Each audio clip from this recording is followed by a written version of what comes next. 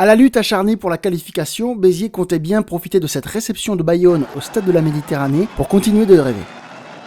Les Biterrois vont prendre les choses en main et d'abord se reposer sur les fondamentaux tout en proposant de longs temps de jeu.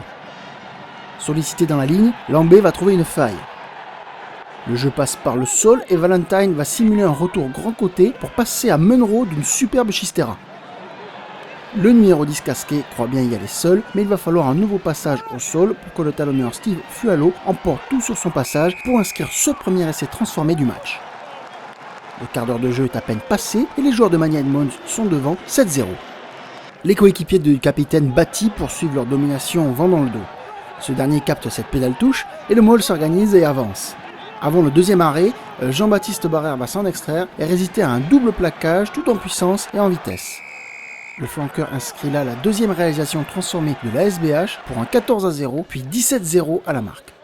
L'Aviron bayonnais se doit de réagir, et c'est à 14 contre 15, après le carton jaune de Bordenave, que les Basques vont marquer. Tout part de cette attaque rondement menée qui squatte dans les 22 mètres.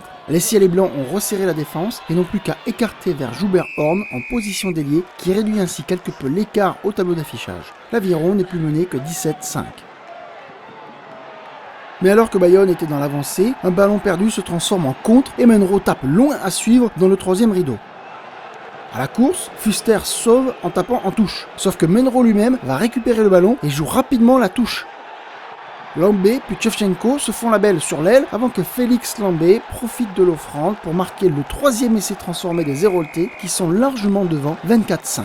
Mais Béziers est insatiable dans cette première mi-temps spectaculaire et Béziers campe encore dans les 22 mètres adverses. Valentine, Ramoneda et Munro vont passer et Simon Shevchenko prendre la tangente pour aller marquer après la sirène le quatrième essai encore transformé des locaux, déjà synonyme de bonus offensif. La deuxième mi-temps reprend donc sur ce score de 31-5. Ce second acte sera beaucoup plus triste que le premier, il faudra ainsi attendre les 10 dernières minutes pour voir les Biterrois enfin y marquer des points. Les Héroltais se montrent patients autour de Bisman et Munro. On essaie petit côté, puis grand champ. Il va finalement falloir un retour intérieur avec une avancée décisive du troisième ligne Ramoneda pour que Thibaut Bisman se jette sur l'occasion pour scorer ce cinquième essai qui sécurise ce bonus offensif si précieux. À 36-5 et 5 minutes du terme, le baroud d'honneur basque se fait encore à 14 après la blessure de Gravier. Les avants vont d'abord faire le métier plein axe. La munition passe par le sol, puis les trois quarts écartent de passe en passe jusqu'à ce que Fuster crée le décalage d'une chistera vers Brendan Egarty qui rafute et va marquer le deuxième essai transformé des joueurs d'Etcheto et Sénécal.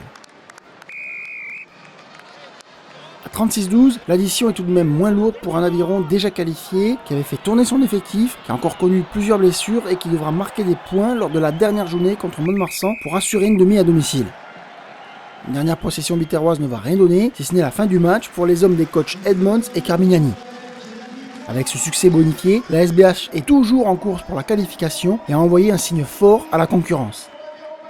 Les Rouges et Bleus devront aller au moins l'emporter à Montauban lors de la prochaine et dernière journée avant de peut-être disputer les phases finales.